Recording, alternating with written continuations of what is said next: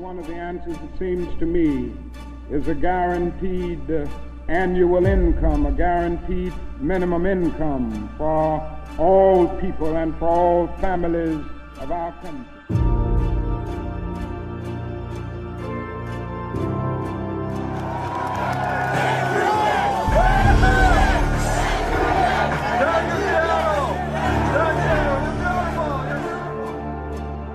I think America is ready for a different kind of president who's more about substance than form. And, you know, not wearing a tie is sort of an emblem of the fact that I'm not a politician. I'm not someone who's been rattling around Washington for years or decades. And unfortunately, most Americans don't think that career politicians are going to solve our problem.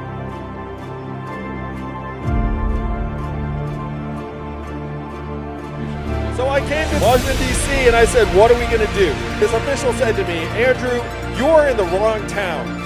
No one in this town is going to do anything about the problems that you described because this town is a town of followers, not leaders. And the only way for us to do something about it is if you bring a wave crashing down on our heads.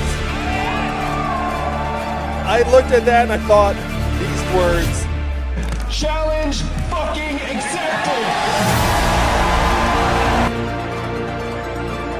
Climbing the ladder to wait to address some of these problems. To me, the reason why Donald Trump's our president is that we automated away 4 million manufacturing jobs in Michigan, Ohio, Pennsylvania, Wisconsin, Missouri.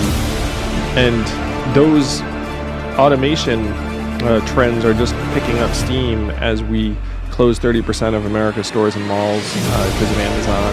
Self-driving cars and trucks are around the corner, and driving a truck is the most common job in the United States. We talk about it like Donald Trump is the cause of all of our problems. He is not. He is a symptom. He's a manifestation.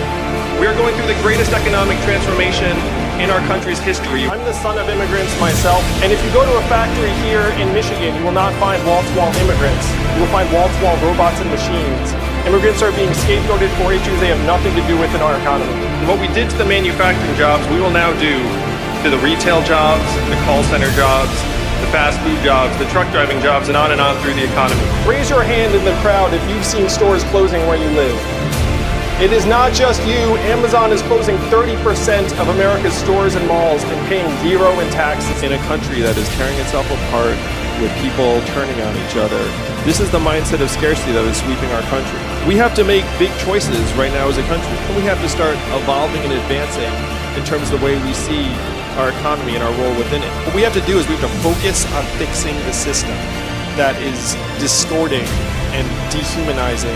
I'm running for president because I'm an American and I'm a parent, and I can see the country we will leave to our children. And right now, I'm not excited about the world we're leaving to our kids. I mean, our life expectancy has declined for the last 3 years due to a surge in drug overdoses and suicides. 78% of Americans are living paycheck to paycheck.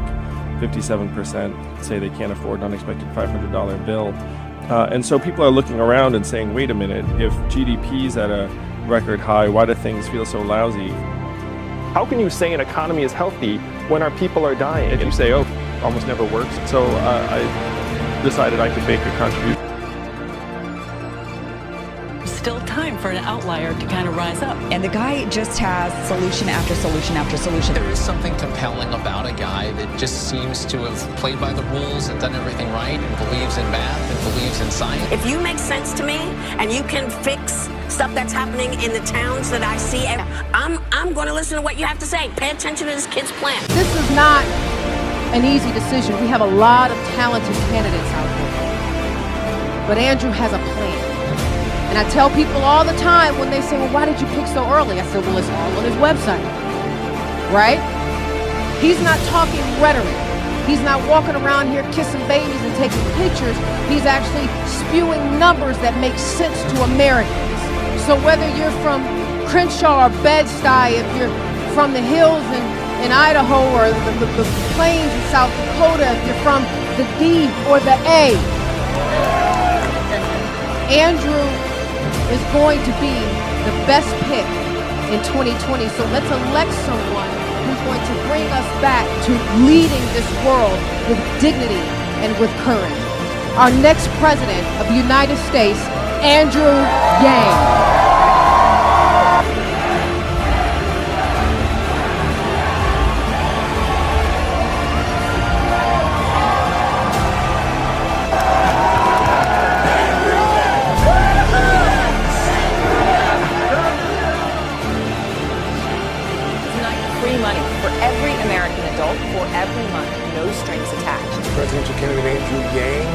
big idea, give every American adult $1,000 a month. If you've heard anything about me and my campaign, you've heard something like this. There's an Asian man running for president who wants to give everyone $1,000 a month. So it's what I call human-centered capitalism, which hopefully will take the best of capitalism and use it to improve our lives. Yeah, Andrew, I think you might be in the wrong profession because you're making way too much sense. So we need to get with the program and figure out how to actually make this economy work for people. I sit with my jaw open. I agree with you so strongly. You're not running on an anti-Trump campaign. You actually have ideas. Welcome to our future president, Mr. Andrew Yang. How many of you saw the headlines? How much did Amazon pay in taxes in 2018? Andrew Yang is a New York entrepreneur who never held political office. Tonight, he spoke one-on-one with Big Five's Natalie Swaby. He joins us now with what he had to say. It was right here at Gasworks Park tonight that Andrew Yang said if elected, his first priority as president would be to implement $1,000 a month for every American adult. Nobody knows who Andrew Yang is, and he's not a politician. Now, I want you all to ask yourself for a moment, how is a man you've never heard of 8 months ago speaking after Joe Biden and before Elizabeth Warren? And when he talks, it lands, in part because he's saying things that are unique. I have to admit, I was walking the side, and I did not realize how big this crowd was until just now.